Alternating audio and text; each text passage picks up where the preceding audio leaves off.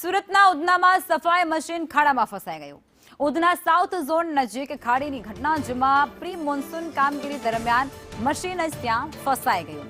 સફાઈ કામગીરી દરમિયાન મોટી ક્રેન પણ ત્યાં ફસાઈ હોવાની વિગતો સામે આવી રહી છે। સુરતના ઉધના વિસ્તારના આ દ્રશ્યો સામે આવી રહ્યા છે, જ્યાં મરામત કરવા માટે જે વાહન જાય છે તે પણ ફસાઈ રહ્યા છે।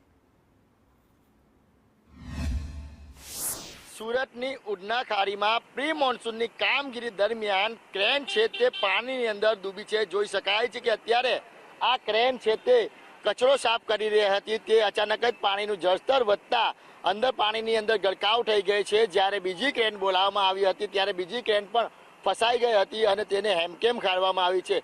મહત્વની વાત એ છે કે વરસાદ શરૂ થઈ ગયો છે અને પ્રી મોન્સૂનની કામગીરી છે તે વરસાદની સિઝનની પહેલા કરવાની હોય છે। કેમ મહાનગરપાલિકા તરફથી હવે કરવામાં આવી રહી છે, જેને લઈને અનેક સવાલો ઉઠી રહ્યા છે। શહેરમાં ઠેર ઠેર પાણી ભરાવાની ઘટના અને જે કહેવાય કે રોડ બેસી જવાની ઘટના સામે આવી છે, ત્યારે આ કામગીરીને લઈને અનેક સવાલો ઉઠી રહ્યા છે કે મહાનગરપાલિકા માત્ર દેખાડા પૂરતો કામગીરી કરતી હોય એ પ્રમાણેના દ્રશ્ય સામે આવી રહ્યા છે। પ્રજાના ટેક્સના પૈસા ક્યાંક ને ક્યાંક વેડફાઈ રહ્યા હોય તે પ્રમાણે દ્રશ્ય સામે આવી રહ્યા છે।